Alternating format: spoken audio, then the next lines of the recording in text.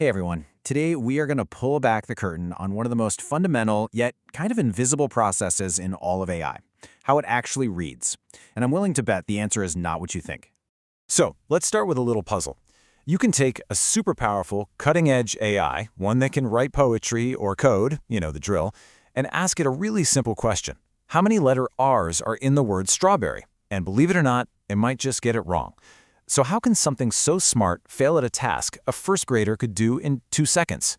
Just keep that question in the back of your mind. By the end of this, you'll know exactly why. To solve that mystery, we need to dive into Chapter 1, the concept. We have to completely change the way we think about AI and how it understands language. Okay, so here's the big secret, right up front. When you and I look at a sentence, we see words, we see spaces, we see punctuation. In AI, it sees something totally different. It doesn't process whole words, and, get this, it doesn't even really see the individual letters. Instead of whole words, the AI breaks our language down into all these little chunks. A good way to think about them is like common word pieces or even syllables. And this, right here, is the absolute key to understanding how these things work under the hood. And this whole process, it's got a name. It's called tokenization. It's basically the essential translation step that turns human language, the words I'm saying right now, into these small, manageable units that an AI can actually work with mathematically. And we call these little units tokens. To really get a feel for this, let's just use the word tokenization as our example. Imagine I've got it written out here on a whiteboard. How would an AI actually see this word? Well, it wouldn't see it as one long string of letters. No way. Instead, based on all the patterns it's learned from reading like half the internet, it would probably make a slice right here, splitting it into token and that really common ending, ization. It knows those two pieces are frequent, meaningful chunks. Now, the most common way AIs do this is called byte pair encoding, or BPE. That sounds super technical, I know, but the idea is actually really simple. Think of it like you're playing a game of Scrabble. But instead of your tiles being single letters like A, B, and C, the AI has learned to create these special, more powerful tiles for common syllables, like ing or tation or th. It just makes building words way more efficient.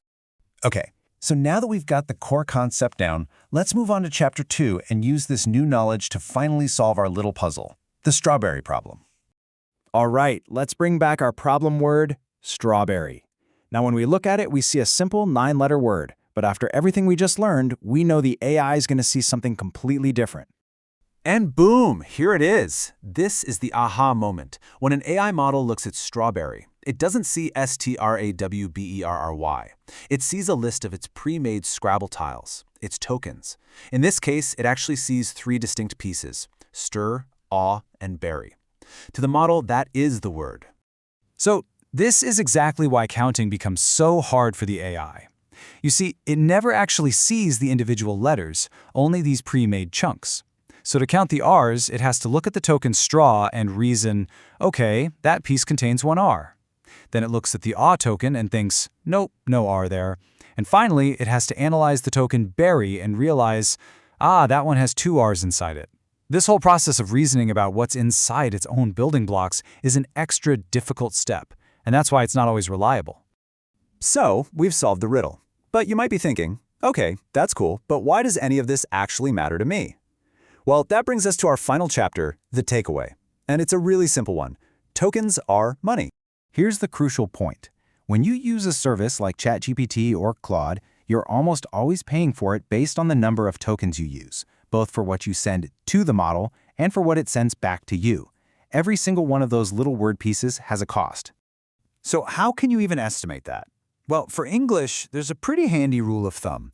One word is on average about 1.3 tokens. So a 100-word paragraph is going to be about 130 tokens. It's a useful little bit of mental math to keep in mind. But, and this is a huge but, that's just for English. And this is where a huge, kind of hidden disparity in AI gets revealed. Because most models are trained primarily on English text, their special Scrabble tiles, their tokens, are optimized for English. The word hello is so common, it's just 1 single token. But to say the equivalent in Japanese or Korean, which the AI hasn't seen as often, it has to use a bunch of smaller, less efficient tokens just to piece the word together. So the bottom line is this. Because of tokenization, someone using AI in, say, Japanese or Hindi might end up paying 2 to 3 times more than an English speaker to get the exact same idea across. It's a direct financial consequence of how these systems learn to read our world. And that leaves us with one last thought. We started with a pretty simple counting problem, but we ended up uncovering a fundamental truth about how AI sees our world. Not as a whole, but in pieces. It really makes you wonder, if it struggles with something as basic as the letters inside a word, what other simple human concepts might it not truly understand?